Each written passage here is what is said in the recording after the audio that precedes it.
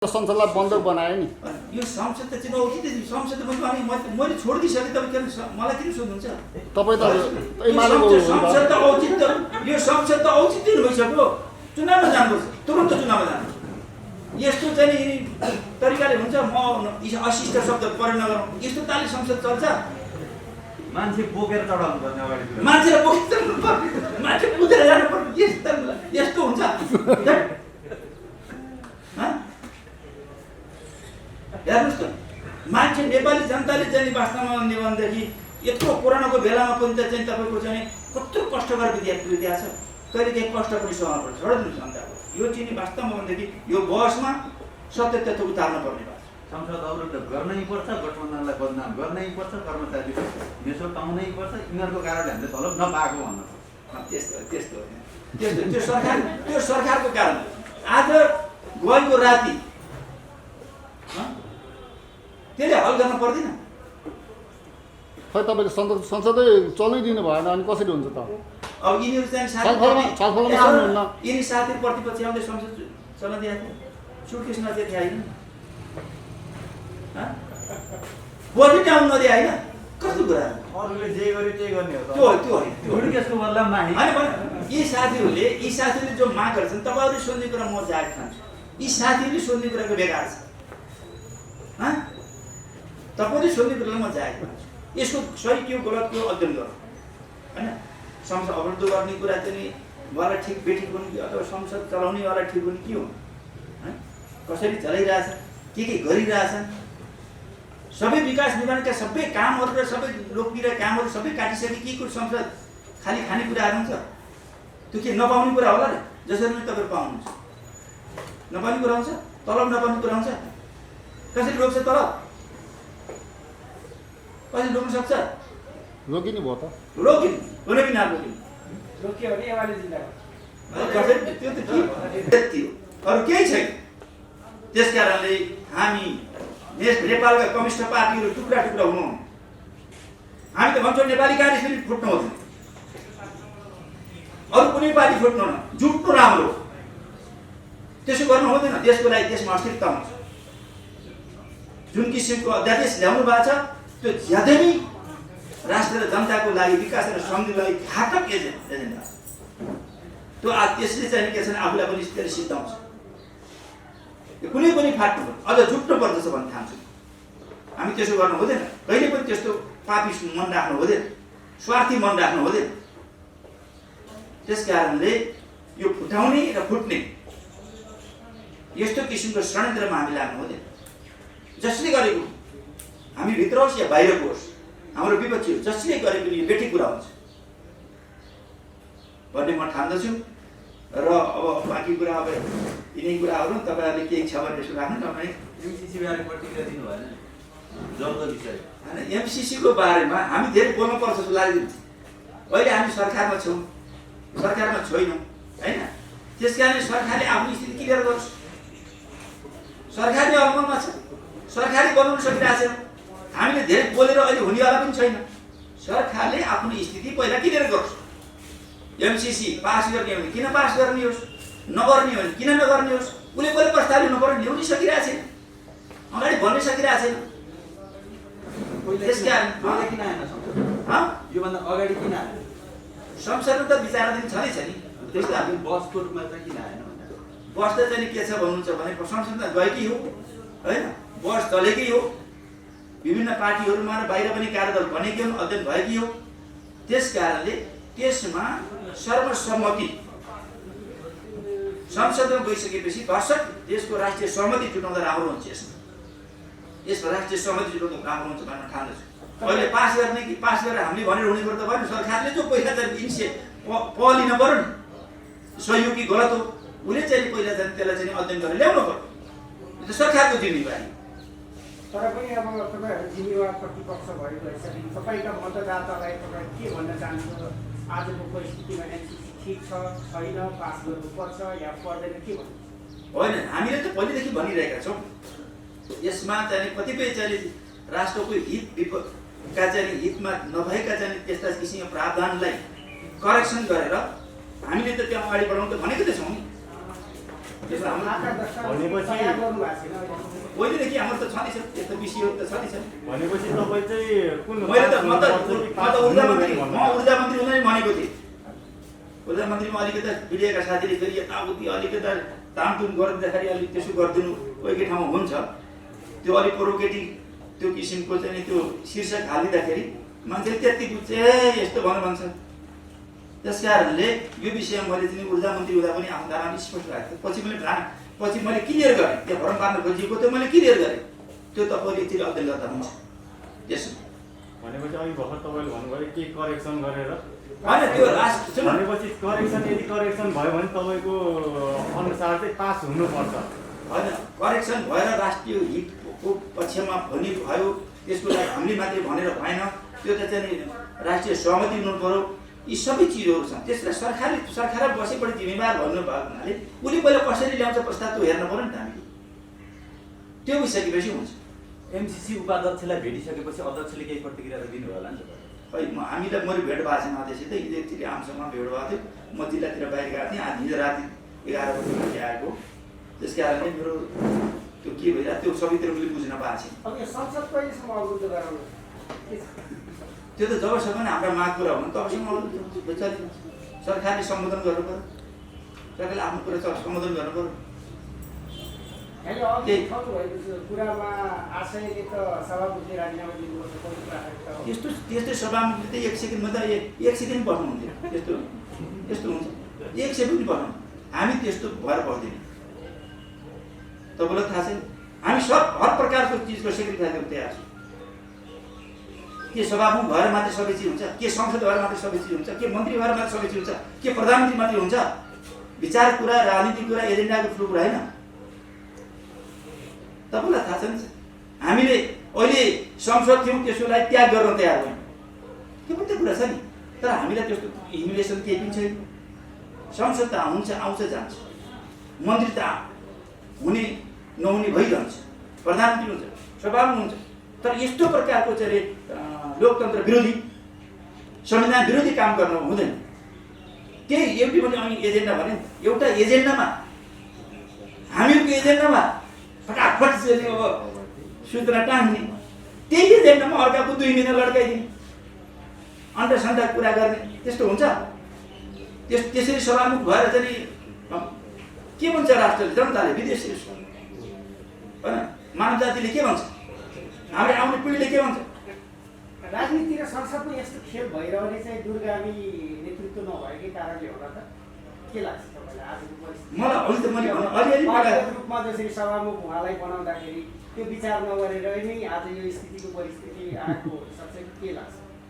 त्यो हो दुर्गामी हामी छौँ, अरू कोही छैन, हो कि होइन? त्यस्तो होइन त्यो तथ्य रिजल्टले बताउने कुरा हामी छौँ भन्ने होइन। हाम्रा पनि कमजोरी हुनसक्छ होइन। कमजोरी भयो त हामी पनि कठारमा त आउनु पर्यो नि। हामीलाई कसैले त्यस्तो ठाउँमा गएर तैँले यस्तो गरिस् भनेर चाहिँ भयो भने त हामी जस्टिफाई गर्नुपर्ने हुन्छ नि।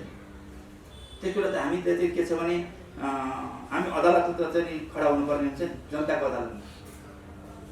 त्यो अरूलाई मात्रै पनि जो त तथ्यहरू भएको हामी यस्तो होला भन्ने भएन, यस्तो होला भन्ने भएन। अब भयो त के भयो त अब त्यो त बिहोर्नु पऱ्यो। अब त्यसले कि त करेक्सन गर्नु पऱ्यो। हामी एउटा त भएको छ नि, हामी मात्र सिक्छौँ भने हामी त्यसमा त त्यो स्वभावमा त गएकै छैनौँ। त्यो कसीमा त हामी दाल्जिएकै छैनौँ भने हामीलाई भन्ने कुरा भएन नि। हामी सही थियौँ भन्ने कुरा पनि भएन। हामीले त्यो सभामुख भइदिएको भए हामीले कसरी सम्पादन गर्थ्यौँ? यदि हामीले त्यस्तै गल्ती गऱ्यो भने हामीले सजाय पाउनु पर्थ्यो। त्यो स्वाभाविकहरू मैले अरूलाई मात्रै भन्नु खोजेँ। उहाँ मात्रै गलत बदमास अथवा गलत गर्नु चाहिँ हामीले महान गर्छौँ भन्ने पनि होइन। तर हामीले फेरि त्यस्तो काम त अहिले गर् त्यत्रो विवाद आउने त्यस्तो काम त अहिले गरेर आएको छैनौँ। अहिले पनि त हामी त्यही छौँ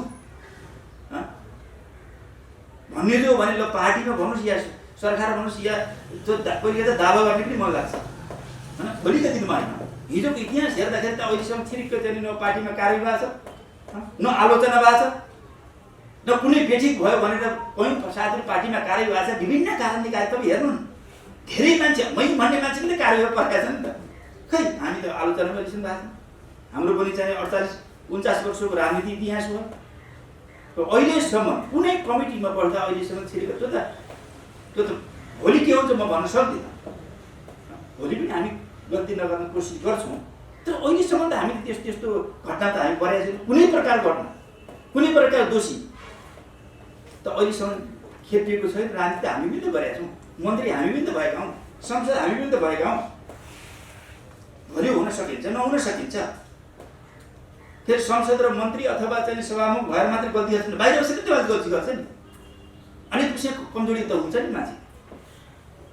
राजनीति मात्रै अरू प्रकारका कमजोरी पनि त हुन्छ नि।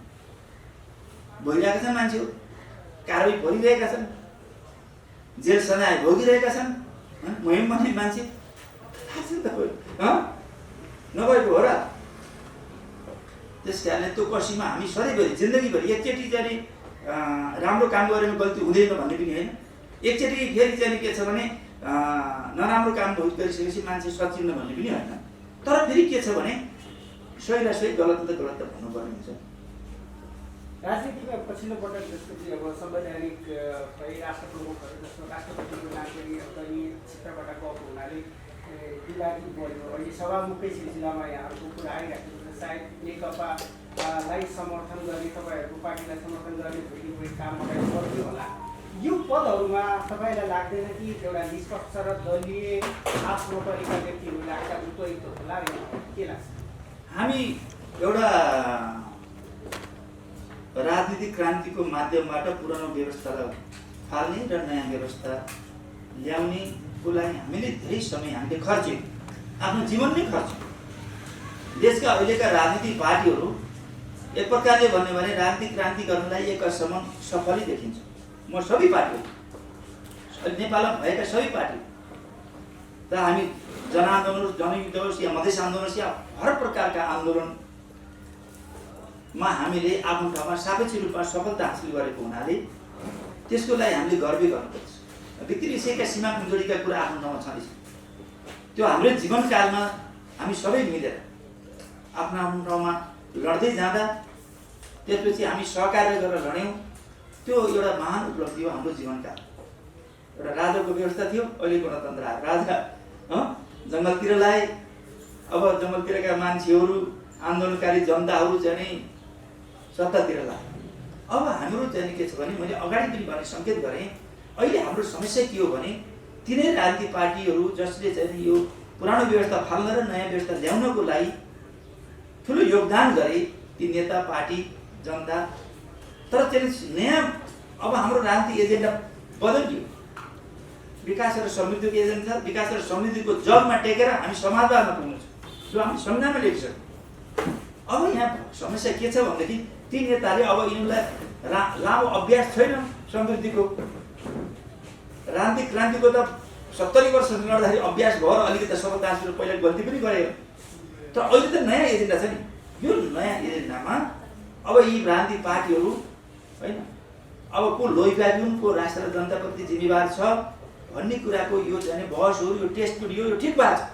तपाईँले देख्नु त्यो बर्बाद भयो, पार्टी फुटे, यता भयो उता भयो भन्ने यो ठिक पनि भएको छ। यो बहस हो, यो बहसले हामीलाई ठिक ठाउँ गराउँछ। नजिक बस्ने भयो, नजिक बस्ने भयो। यो बहस अनिवार्य थियो। ये तो होना ही था।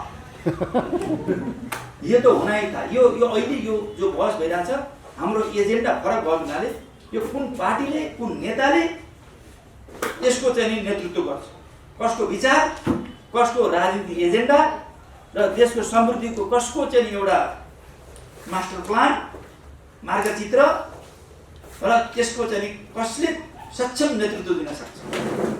मलाई एउटा मन नलागेको कुरा तपाईँहरू सेयर गर्ने मन लाग्यो। राष्ट्रको समृद्धिको लागि तपाईँ हामी पनि, मिडियाका साथीहरू, जनता पनि त्यति निरुत्साही हुनुपर्ने जरुरी छैन, अधैर्य हुन जरुरी छैन।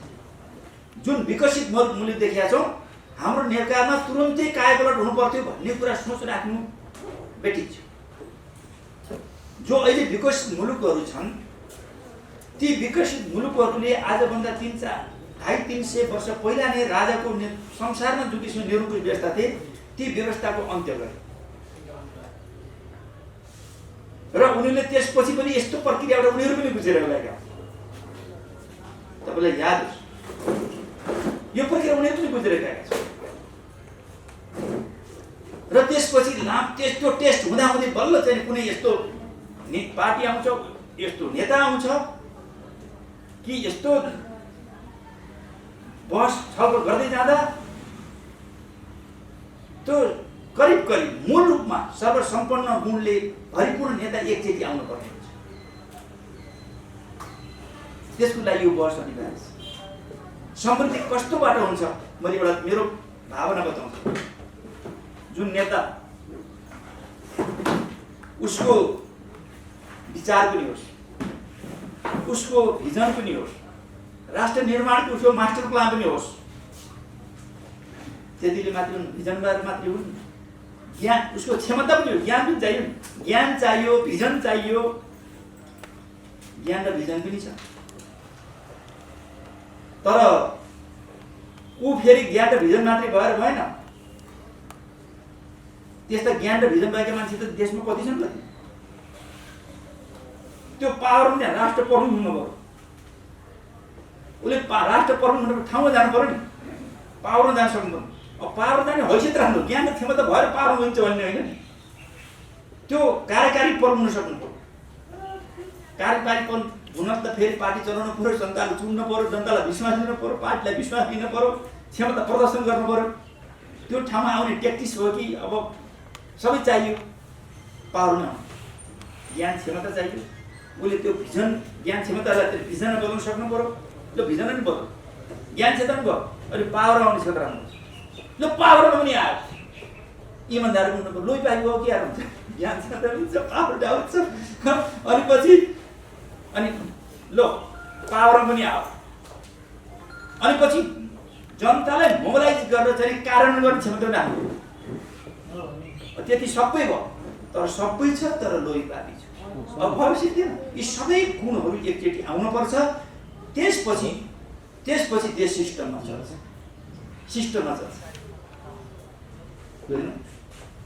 म एकपल्ट सुरुमा एकपल्ट जापान गएको थिएँ। जाइकाबाट 13 दिनको लागि। 13 दिनसम्म जापानमा किन बस्नु? कोरियातिर साथीहरूले के भन्यो भने अनि 13 दिन नबस्नु, हामीलाई 4 दिन हामीलाई कोरियामा टाइम दिनुहोस् भन्नुभयो।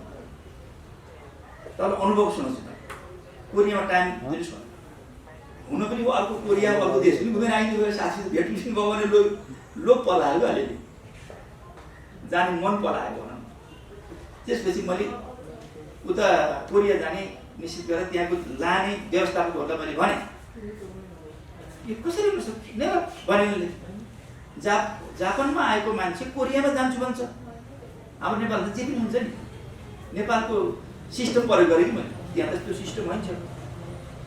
अनि मैले फटाफट नेपालतिर चाहिँ फोन गरेँ, यता गरेँ उता गरेँ, त्यहाँबाट चाहिँ जापानबाट कोरियाको भिसा बनाएँ। त्यसपछि त्यो टिकट काटेँ, फाटफुट गयो। मैले त चकित भयो, यस्तो के छ। त्यसपछि उनीहरूले धेरै ठाउँ 4 दिन जति म कोरिया गएँ। उनीहरूले हाम्रो साथीहरू, अरू बाँधिरहेका साथीहरू, सांसदहरू हुनुहुन्थ्यो, उहाँहरू विभिन्न ठाउँ घुम्नुभयो, यता गर्नुभयो। अब सबै 5 स्टार होटेल, प्लेन, अनि पछि बुलेट ट्रेनहरू होइन सबैको व्यवस्था गरेका थिएँ। बस्ने ठाउँ कि विभिन्न ठाउँमा कहाँ जाने सबै सेटिङ थियो। म त 4 दिन मेरो ग्याप भयो। अनि पछि कोरिया गएर म आएँ। अब मेरो केही त छुट्यो होइन, ठाउँ घुम्ने ठाउँ छुट्यो। अनि पछि अरू यता नेपाल आउने बेलामा सबैले त्यो पैसा बचाएर पुरै चाहिँ सपिङ गरेर आए। म त पुरै ऋण लाएर टाट पल्टेर आएँ। नेपालमा भएको मैले पैसा पनि अलिकति राम्रै चाहिँ बचाएर आउँथेँ। त्यहाँ के छ भन्नुहुन्छ भने म जब 4 दिनसम्म म कोरिया गएँ, त्यहाँका बुलेट ट्रेन, त्यहाँको प्लेन, त्यहाँको होटेलको जो किसिमको क्यान्सल भयो नि, अब त्यसको सम्पूर्ण क्यान्सलेसन चार्ज चाहिँ सबै मलाई लागेछ। गल्ती त उनीहरूको होइन, मेरो हो नि। नेपालमा होटेलमा लाग्छ, होटेलमा अर्को मान्छे बसालिदिने, त्यसपछि त्यसको पैसा आफूले हाल्ने। त्यसपछि प्लेनमा जाने, त्यसले केले क्यान्सल गरेर त्यसको टिकट अर्कालाई दिने, बेच्ने, गोदा हाल्ने। नेपालमा यस्तो हुन्छ नि, अलि हुनसक्छ भनौँ न, अलि ठकठाक यताउति गर्छ। त्यहाँ के छ भने यत्रो सिस्टम कि त्यो कसैले त्यो लोभ गर्दैन। सबै त्यो क्यान्सलेसन हुन्छ नि, क्यान्सलेसन चाहिँ त्यो गल्ती मैले गरेँ, उसले किन तिर्ने, कसले तिर्ने? त्यसो क्यान्सिलेसन चार्ज सबै मलाई लगाइदिएपछि मलाई ऋण लाएर तर मलाई आनन्द सिस्टम यस्तो सिस्टम बस्नुपर्छ सिस्टम बसाल्नै सकेन यो सिस्टम बसाल्नको लागि पनि यो बहस जरुरी छ यो लडाइँ हामी आत्तिका छौँ हामी तपाईँहरू यो बहसमा मेरो सुझाव मान्ने नामले आफ्नो कुरा हो विचार न हो सेयर गर्ने कुरो होइन मान्न जरुरी छैन स्वतन्त्रताको कुरा हो तर मेरो विचारमा के छ भने यो बहस जायज यो लडाइँ जायज छ को सत्ताको प्रतिपक्ष छोड्नुहोस् यो बहस गम्भीरतापूर्वक हामी चाहिँ नेपालीवासीहरूले नेपाललाई मायाले नेपालको समृद्धि चाहनाले यो बहस छिड्नै पर्दछ र यसमा सबैको फेरि भविष्य अध्ययन गर्नुपर्छ सबै पार्टी सबै नेताको पनि मुख्य नेताहरू त्यसमा त हाम्रो पनि अरूहरू पनि कर्मश अध्ययन गरेर जाने न हो यो त एकपछि अरू हिजो चाहिँ नेता हुँदा संसद हुँदा के गरौँ सबैको त कति रेकर्डै छ नि त कसले कति गर्न सक्ने भविष्य कति राम्रो रहेछ यो देशको पक्षमा यो आफ्नो जिल्लामा आफ्नो ठाउँमा आफ्नो देशमा राष्ट्र र जनताको पक्षमा विकास र समृद्धिको पक्षमा कति गर्न सक्दो रहेछ भन्ने कुरा अलिकति बहस पनि ल्याउनुपर्छ जस्तो लाग्छ त्यसपछि को बेसी गरी इमान्दार छ को बेसी गरी बदमास छ भन्ने कुराको पनि यो बहस हो भन्दा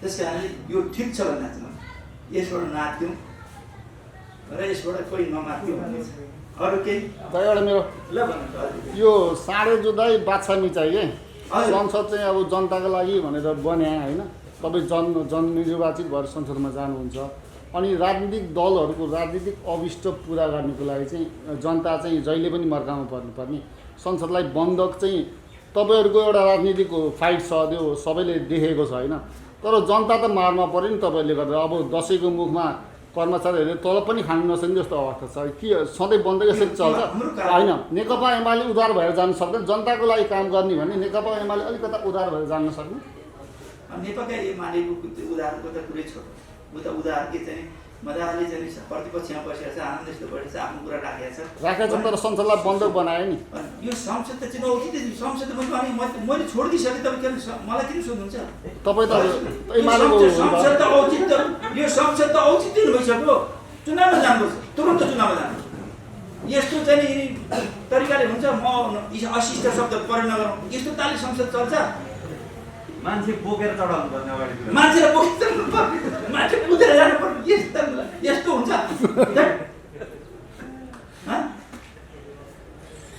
हेर्नुहोस् त मान्छे नेपाली जनताले चाहिँ वास्तवमा भन्ने भनेदेखि यत्रो कोरोनाको बेलामा पनि त चाहिँ तपाईँको चाहिँ कत्रो कष्टकर विद्या छ कहिले केही कष्ट पनि सहनु पर्छ छोडिदिनुहोस् जनताको यो चाहिँ वास्तवमा भनेदेखि यो बहसमा सत्य तथ्य उतार्नु पर्ने भयो संसद अवरुद्ध गर्नै पर्छ गठबन्धनलाई बदनाम गर्नै पर्छ कर्मचारीले मेसो पाउनै पर्छ यिनीहरूको कारणले हामीले तलब नपाएको भन्नु त्यस्तो त्यो सरकारको कारण आज गएको राति त्यसले हल गर्न पर्दैन खै तपाईँले संसदै चल्नै दिनु भएन अनि कसरी हुन्छ त अब यिनीहरू चाहिँ यिनी साथीहरू प्रतिपक्ष आउँदै संसद चल्न दिएको सुटकेस नदिएको थियो होइन बजेट आउनु नदिए होइन कस्तो कुरा अरूले जे गर्यो त्यही गर्ने हो त्यो होइन सुटकेसको बदलामा यी साथीहरूले जो माग गर्छन् तपाईँहरूले सोध्ने कुरा म जाहेर खान्छु यी साथीहरूले सोध्ने कुराको बेकार छ तपाईँले सोध्ने कुरालाई म जाहेर खान्छु यसको सही के गलत के अध्ययन गरौँ होइन संसद अवरुद्ध गर्ने कुरा चाहिँ वाला ठिक बेठिक हुने कि अथवा संसद चलाउनेवाला ठिक हुने के हो कसरी चलाइरहेछ के गरिरहेछन् सबै विकास निर्माणका सबै कामहरू र सबै लोकप्रिय कामहरू सबै काटिसके के को संसद खाली खानेकुराहरू हुन्छ त्यो के नपाउने कुरा होला नि जसरी पनि तपाईँहरू पाउनुहुन्छ नपाउने कुरा हुन्छ तलब नपाउने कुरा हुन्छ कसरी रोक्छ तलब कसरी रोक्न सक्छ रोकिनु भयो त रोकिनु कुनै पनि नरोकिनु रोक्यो भने एमाले जिल्लामा त्यो त के बजेट एमाले अवरुद्ध संसद अवरुद्ध गरेर पास सकेको छैन अनि यसलाई चाहिँ अब एमाले दोष लिने कि नलिने यसमा जिम्मेवार कति मूल जिम्मेवार सरकारले लिनुपर्छ सरकारले जो यस्तो तरिकाले सरकार अलिक प्रतिपक्षले के दोष लानुहुन्छ? सरकारको ताल हेर्नु न, कस्तो गरेर सबै खतम पारिसक्यो। प्रतिपक्षले संसद अवरुद्ध गर्दा र प्रतिपक्षले प्रतिपक्षको त धर्म हो संसद अवरुद्ध गर्ने, विरोध गर्ने। सरकारले विरोध गर्दैन। सरकार त जिम्मेवारी सरकारमा बस्ने नै, सरकार बस्ने त त्यो आफ्नो पहल त लिनु पर्यो नि। अब प्रतिपक्षलाई दोष गर्नु तपाईँहरू पनि के छ भने एउटा नजरले एकीतिर गयो कि अब साइड त तपाईँको पुरै सरकार पक्ष हुँदा पनि पुरै त्यही सरकारलाई गाली गर्ने, अनि पछि प्रतिपक्ष पनि त्यसैलाई गाली गर्ने कि प्रतिपक्ष हुन पनि नपाइने जस्तो हुन थाल्यो। के भयो प्रतिपक्ष भयो त अलिकति आनन्द होला भनेको त। अब यो त सरकारले पनि प्रतिपक्षलाई दपटिरहेछ, अनि पछि बाहिर मिडियाका साथीले पनि प्रतिपक्षलाई दपट्न थालेपछि काम लाग्छ। नेपालको अहिलेको वर्तमान राजनीतिक परिस्थिति यो संसारमै नपाउने प्रकारको, संसारमै एउटा अनौठो प्रकारको राजनीतिक परिस्थिति भइरहेको छ। नयाँ रेकर्ड कायम गर्ने हिसाबको राजनीतिक घटनाक्रमहरू अगाडि बढिरहेका छन्। म निष्कर्ष पहिला भनेर मात्रै अरू बाँकी कुरा गर्नेछु। त्यो के मानेमा चाहिँ यस्तो प्रकारको एउटा अनौठो प्रकारको परिस्थिति सिर्जना भयो, त्यो के हो भने सरकार पक्ष महागठबन्धनमा छ, तर त्यो महागठबन्धन प्रतिपक्षको विरोधमा छ। सरकार पक्षले प्रतिपक्षको विरुद्धमा महागठबन्धन बनिरहेको छ। यस्तो कहीँ हुन्छ त तपाईँहरू मिडियाका साथीहरूले कोही सुन्नु भएको छ? र यो गठबन्धनलाई आगामी निर्वाचनसम्म पनि यसलाई निरन्तरता दिनु, निर्वाचनमा पनि महागठबन्धन गरेर प्रतिपक्षलाई हराउनु। स्वयं प्रतिपक्ष आफै प्रतिपक्षमा छ। सरकार पक्षले महागठबन्धनलाई निरन्तरतामा दिएर त्यसपछि प्रतिपक्षलाई हराउनु। प्रतिपक्षहरूले सरकार पक्षले ज्यादती गर्यो भनेर गठबन्धन गराउने कुरा हुन्छ, गठबन्धन गर्ने कुरा हुन्छ। त्यो कस्तो प्रकारको गठबन्धन हुने गर्दछ भने त्यो पार्टीको बिचमा सहकार्य हुन सक्दछ। सरकारको विपक्षमा पार्टीको बिचमा सहकार्य हुन सक्दछ, तर एउटै पार्टीमा एउटै चिन्ह र एउटै दस्तावेज, चुनावी घोषणापत्र, त्यो चुनावी घोषणापत्र बनाएर त्यसमा प्रतिबद्धता जाहेर गरेर चुनावमा लडिन्छ। त्यो एउटा चाहिँ चुनावी प्रक्रियामा छ। जस्तो नेपाली कांग्रेसले आफ्नो घोषणापत्र, आफ्नो पार्टीको नाम र आफ्नो निर्वाचन चिन्ह लिएर निर्वाचन गर्यो। कम्युनिस्टहरू सहकार्य गरेर घोषणापत्र एउटै तर चिन्ह दुईटा, 80 हतवटा र सूर्य चिन्ह गरेर लडेर झन्डै 2/3 बहुमतको सरकार निर्माण गरियो। अनि पछि एउटै घोषणापत्र तर चिन्ह फरक, सहकार्य गरेर चुनाव लड्यो। पछि एउटै पार्टी एउटै भइसकेपछि त एकता गरेर एउटै बनायो। अनि एउटै पार्टी नेपाल कम्युनिस्ट पार्टी नेकपा र एउटै घोषणापत्र र आफ्नो नेतृत्वमा प्रधानमन्त्री छ। त्यो प्रधानमन्त्री र पार्टी अध्यक्ष र दलको नेताको विपक्षमा प्रतिपक्षको नेतालाई प्रधानमन्त्री बनाउनको लागि हिँड्ने, प्रधानमन्त्री बनाउनको लागि मरिहत्ते गर्ने नेता र सांसदलाई के भन्ने? यो पनि दुनियाँमा एउटा नौलो प्रकारको एउटा परिस्थिति मान्नुपर्छ, घटनाक्रम मान्नुपर्छ। अनि पछि ती व्हिप त्यस्ता चाहिँ सांसदलाई व्हिप नलाग्ने, जसले आफ्नो प्रधानमन्त्री आफ्नो दल नेताको विपक्षको नेतालाई प्रधानमन्त्री बनाउनको लागि सिग्नेचर गरेर र पछि लाएर हिँड्छन्। त्यसको लागि कुनै प्रकारको कारबाही नहुने, हुइप नलाग्ने, त्यसको लागि सर्वोच्चले यस्तो प्रकारको निर्णय गरिदिने, संविधानको व्याख्या यस्तो गरिदिने। यसो भएपछि के हुन्छ? यो कसको निर्देशनमा त्यो के सिस्टम बसाल्नको लागि यस्तो प्रकारको प्रतिपक्षको नेतालाई सत्तापक्षका सांसदहरूले प्रधानमन्त्री बनाउनलाई सेन्सर गरिदिने, तिनीहरूलाई हिप नलाग्ने र त्यसको लागि प्रधानमन्त्री परमादेशबाट जाने फेरि टिको लाएर पठाइदिने। त्यसो भइसकेपछि यो देशमा जनप्रतिनिधि जनादेशको के औचित्य रह्यो?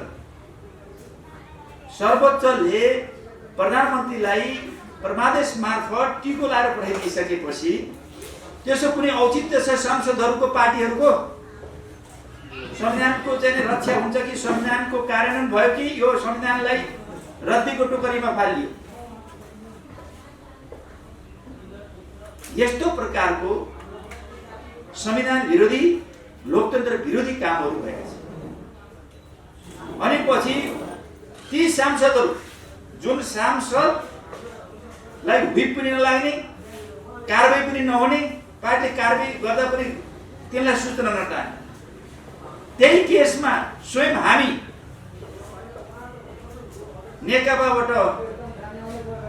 नेकपामा रहेका सहकार्य गरेर एउटै घोषणापत्रबाट चुनाव लडेका तिनै सांसदलाई माओवादी नाम गरेको पार्टीले, प्रचण्डको नेतृत्वको पार्टीले हामीलाई कारबाही गर्दा 1-1.5 दिनभित्रमा सूचना टाँगिदिने। अनि पछि यतातिर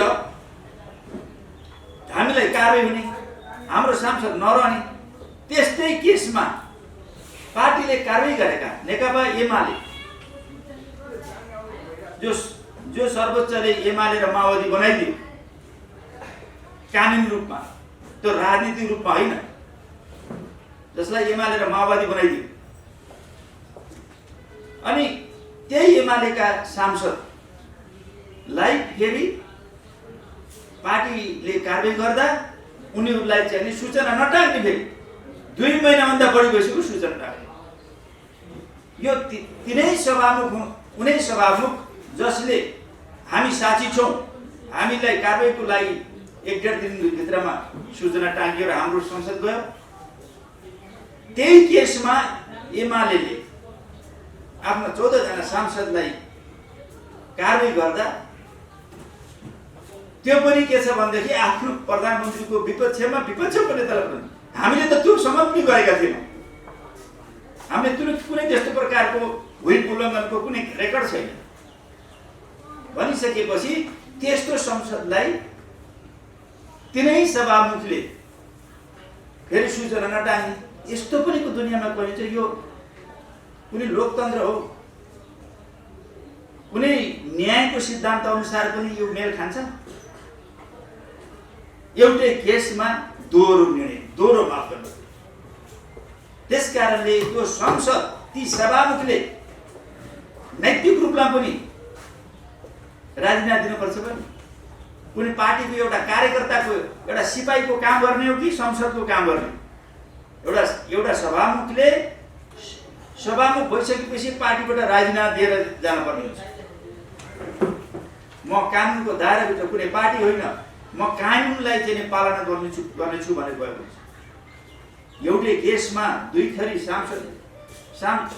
कुनै सांसदलाई 2 थरी मापदण्ड जो गरियो, यस कारणले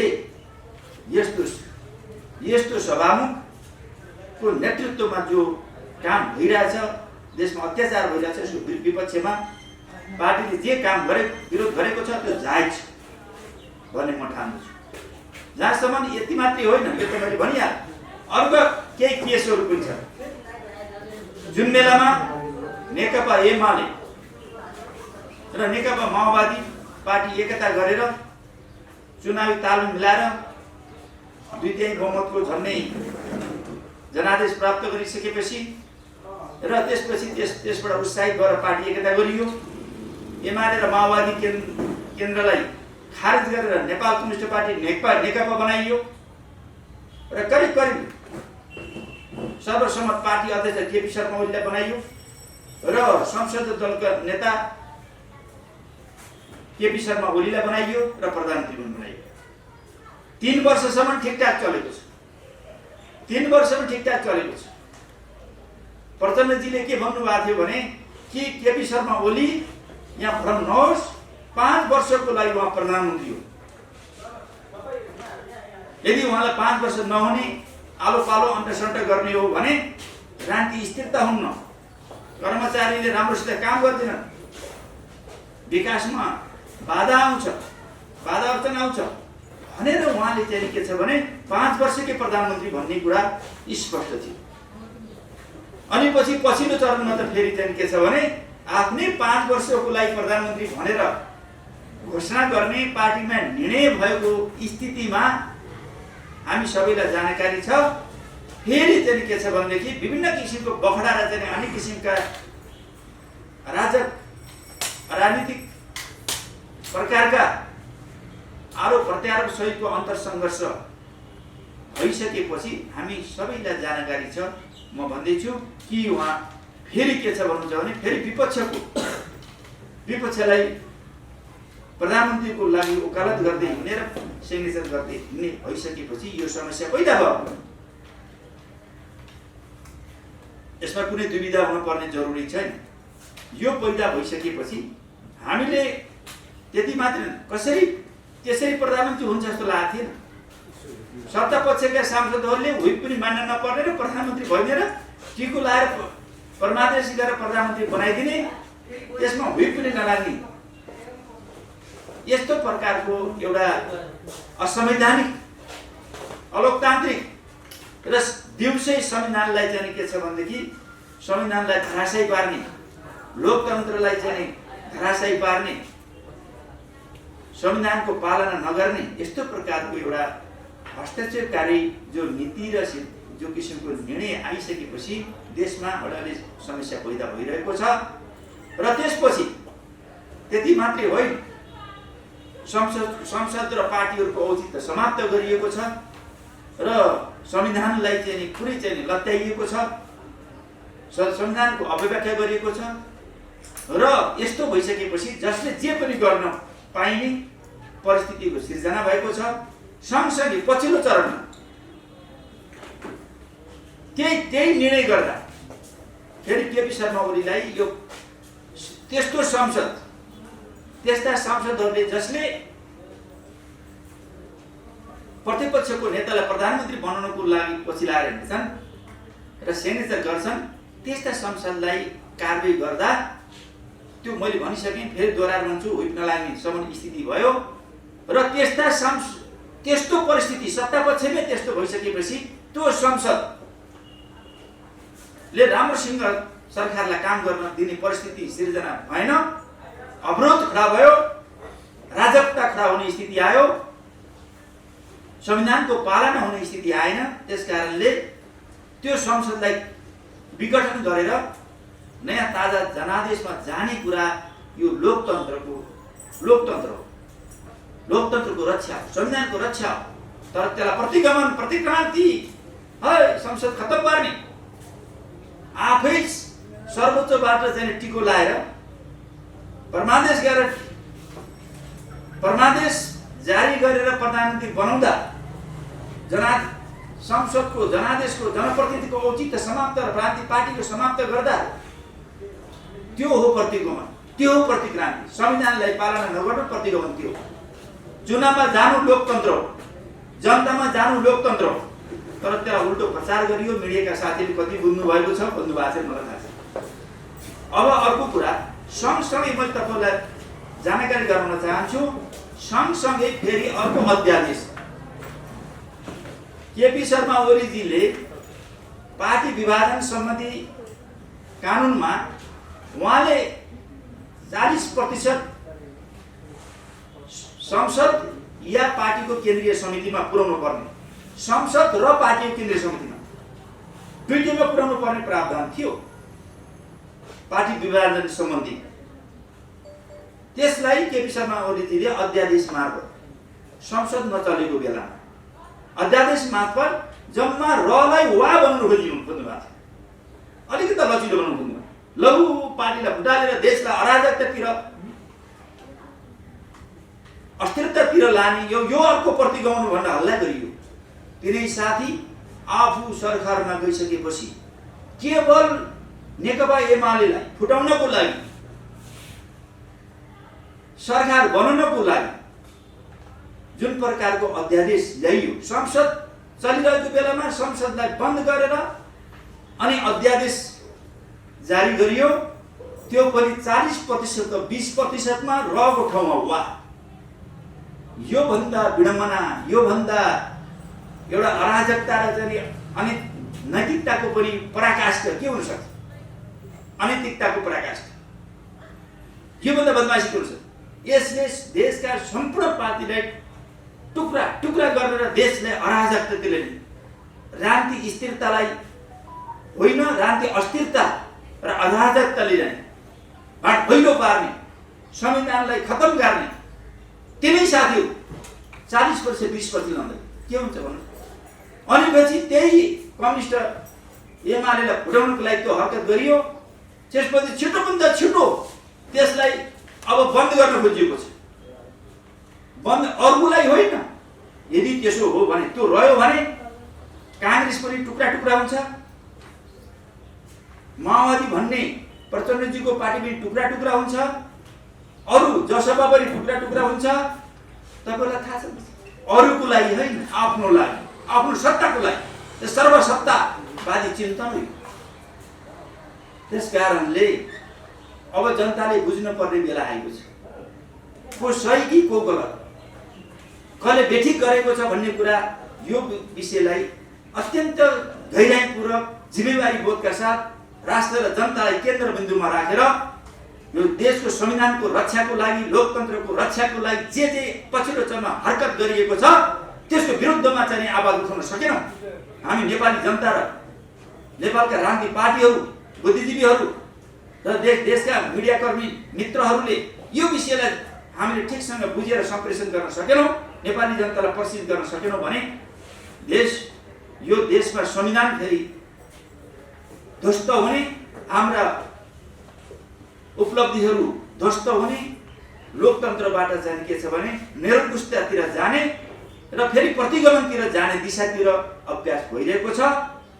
र लोभीपापीहरूको त्यो चाहिँ जो गठबन्धन अहिले तपाईँले देखिरहनु भएको छ, लोभीपापीहरू जसरी पनि सत्तामा पुग्ने एउटा चाहिँ कुनै बेस हुन्छ, सत्तामा पुग्ने, सरकारमा पुग्नको लागि कुनै आधार हुन्छ, जनताले दिएको जनादेश हुन्छ।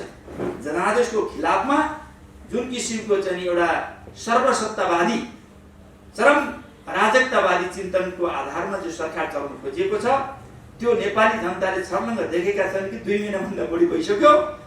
अझै चाहिँ सरकारको चाहिँ मन्त्री परिषदले पूर्णता पाएको छ। यो के कारण हो? लोभीपापीहरूको झुन्ड भएको कारणले होइन, लोभीपापीहरूको कारणले होइन, सत्ता लुछाचोडीको कारणले होइन, सत्ता स्वार्थको कारणले होइन। त्यसकारणले लुटपाटको इच्छाले अथवा चिन्तन राखेको कारणले होइन। जो राष्ट्र र जनताभन्दा आफ्नो व्यक्तिगत स्वार्थ, गुटको स्वार्थ, व्यक्तिको स्वार्थको कारणले यो सबै भइरहेछ। त्यसकारणले को सही को गलत तुलनात्मक रूपले गर्ने बेला आएको छ। र यो यस्तो लोभीपापीहरूको सत्ता टिकाउनको लागि भोलि पनि मैले भने चुनावमा पनि महागठबन्धन गर्नेले एक्लै आफ्नो दस्तावेज गणतन्त्र आइसकेपछि, लोकतन्त्र आइसकेपछि, संविधान बनिसकेपछि अब राजनीतिक क्रान्ति गर्नलाई पो एउटै दुश्मन हुन्छ। अब त्यसको लागि साझेदारी गरौँ अथवा सहकार्य गरौँ, आन्दोलनमा सहकार्य गरौँ भन्ने हुन्छ। अब त चाहिँ आफ्ना एजेन्डा, आफ्ना दस्तावेज, आफ्ना घोषणापत्र लिएर चुनावमा जानुपर्ने हिम्मत छैन। यी लोभीपापीहरूको चाहिँ के हो यिनको विचार? कम्युनिस्ट भन्ने अनि कांग्रेसको पुच्छर बनेर कांग्रेसको घोषणापत्र दौडेर हिँड्नेलाई कम्युनिस्ट बन्न मिल्छ? यिनीहरूले कुनै विचारको कुरा हो यो? आफ्नो विचार लिएर एक्लै पनि आफ्नो विचार लिएर जान तयार हुनुपर्छ। सही विचारहरू जनताले पत्याउँछ। अर्काको पुच्छर बनेर, अर्काको घोषणापत्र बनेर लिएर हिँड्ने, अनि पछि एउटाको घोषणापत्र एउटा पार्टी र एउटा चिन्हमा लड्ने, अनि पछि अर्काको घोषणापत्र र अर्को चिन्हलाई लगाएर अर्को पार्टीको नेतालाई लगाएर पाउमा दाम चढाउने जस्तै अनि समर्थनले जाने। योभन्दा भ्रष्ट, योभन्दा अराजनीतिक तरिका के हुन्छ? यी साथीहरूलाई के भन्ने? अझ ठुल्ठुला कुराहरू हिँडिरहेछन्। हामीले त्यसो गर्न चाहन्न। हामीले के छ भने आफ्नो घोषणापत्र, आफ्नो विचारको निरन्तरता चाहन्छौँ। हामीलाई तपाईँले पर्छ सक्नुहुन्छ, मलाई पनि तपाईँले पर्छ सक्नुहुन्छ। हामीले एमाले र माओवादी केन्द्रलाई खारेज गरेर नेपाल कम्युनिस्ट पार्टी नेकपा बनायौँ, अनि त्यसमा चाहिँ पार्टी फुटाउने हरकतहरूको विरुद्धमा लड्यौँ हामी, देशको राजनीतिक स्थिरता र विकासको लागि। साथीहरू, तपाईँहरू एमालेमा जानु भन्छ कोही साथी, कहिले गयो, कहिले टिको लागि हामीले एमाले थाहा छ? छैन, कसैलाई थाहा छैन। तर भनिदिँदा त्यस्तो भन्दैन। हामी त नेकपाकै निरन्तरतामा छौँ, अहिले पनि नेकपाकै निरन्तर छौँ, पार्टी एकताकै निरन्तरमा छौँ, जसलाई केपी शर्मा ओलीले प्रथम अध्यक्ष र प्रधानमन्त्री बनाएर हामी गएका थियौँ। साथीहरू त्यहाँबाट भाग्नुभयो, फुत्त भ्याउतु उफ्रिने गरेर पोखरीबाट फाँगेर बाहिर जानुभयो। अरू साथी भाग्नुभयो, हामी त त्यहीँ छौँ। तर पछिबाट के गर्ने? यो देशको संविधान, यो देशको सर्वोच्च अदालत एमालेमा जाऊ, माओवादी त्यो सर्वोच्चले भनिदिने कुरा। एमालेमा जाने कि माओवादी जाने कि अर्को कुनै पार्टीमा जाने भन्ने कुरा सर्वोच्च भन्ने त आफ्नो व्यक्ति इच्छा हुँदैन। हामी पार्टी एकता किन अर्काको पार्टीको नाम जोडेर होला नि त। सुन, आफ्नो पार्टीकै हामी निरन्तरता छौँ। हामी राजनीतिक रूपमा नेपाल कम्युनिस्ट पार्टी नेकपा नै हौँ। अब सर्वोच्चले कानुनी रूपमा चित्त नबुझे पनि अनि पछि उसले हामीलाई एमाले बनाइदियो। कानुनी रूपमा हामी एमाले भयौँ, राजनीतिक कुरा ठुलो कुरा, राजनीतिक रूपमा हामी नेकपा नै छौँ। यो पार्टीमा हाम्रो स्पष्ट धारणा र नेकपा एमाले राष्ट्रिय राजनीतिको र नेपालको कम्युनिस्ट आन्दोलनको मूलधारा त्यो हो भन्ने कुरा साबित मैले किन गर्न चाहन्छु भने तथ्यहरूले किन पुष्टि गर्न अगाडि पनि भने दोहोऱ्याउन चाहन्छु। त्यो किन भनिन्छ भने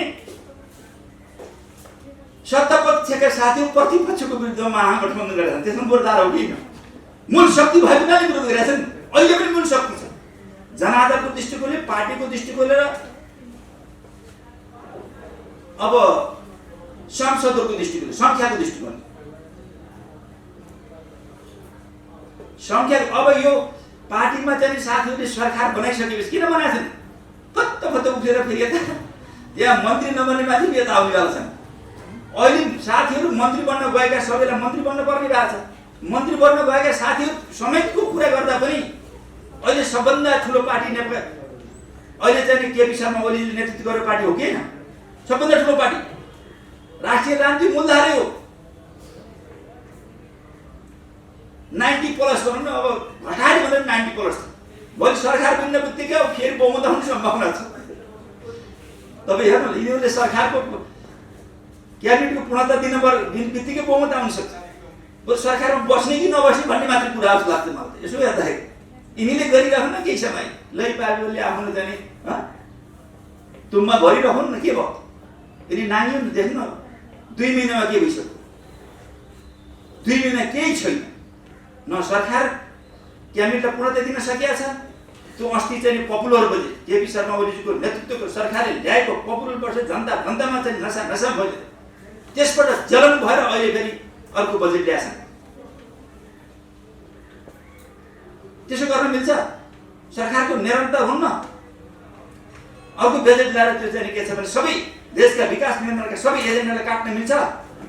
जनताले के भन्छ? यो राम्रो गर्यो कि नाङ्गिँदै गएको छन् साथीहरू। मौका हो यही बेलामा चाहिँ के छ भने कार्यकर्ता पाल्ने चाहिँ एउटा चाहिँ तालमेल गरिहाल्नु। कार्यकर्तालाई पालियो भने चुनावमा जिताउँछन् कि भन्ने छ। जनताले त विश्वास गर्दैन कार्यकर्ताले, कि कार्यकर्ताले छोड्न थाले। त्यसैले कार्यकर्ता थेक्ने, कार्यकर्तालाई पोषण गर्ने